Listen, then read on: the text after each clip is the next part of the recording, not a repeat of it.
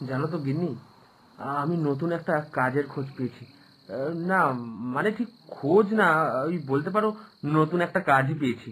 কাল থেকেই কাজটা শুরু করতে পারবো। কিন্তু তুমি দয়া করে না বলো না, হ্যাঁ?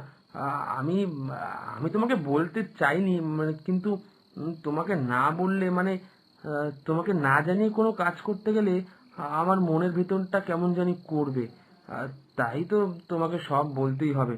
কিন্তু দয়া করে তুমি না বলো না গিন্নি, কারণ এই কাজটা যে আমার করতেই হবে। সে কি? আবার কোন কাজের কথা বলছো তুমি? আর কি কাজ কখনই বা করবে? আমি তো বাপু কিছুই বুঝতে পারছি না। তুমি সারা দিন মাঠে কাজ করো, আবার বাড়ির সব কাজ, রান্না বান্না, ধোয়া মোছা সব সবটা করো।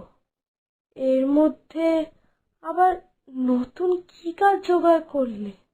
আর কাজটা করবেই বা কখন? উফ, আমি তো কিছুই বুঝতে পারছি না। তুমি তো মানুষ নাকি অন্য কিছু?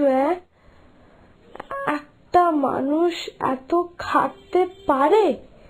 এটাই আমি বুঝতে পারছি না।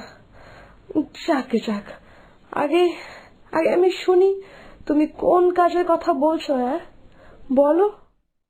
আরে আরে এই জন্যই ভালো লাগে না জানো তো, এই জন্য। তুমি শোনার আগে কেমন যেন অস্থির হয়ে যাও। তুমি আগে শোনো, কাজটা মোটে 2 ঘন্টার।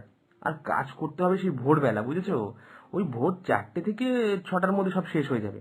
আর মাসিক বেতনটা ওরা বেশ ভালোই দেবে, পুরো 3,000 টাকা। আর ওই কাজ করেও আমি আমাদের এই চাষের কাজটা পাশাপাশি চালিয়ে যেতে পারবো। আমার যে টাকার বড় দরকার গিন্নি। টাকা না থাকলে শহরে গিয়ে যে তোমার চিকিৎসা করানো সম্ভব না।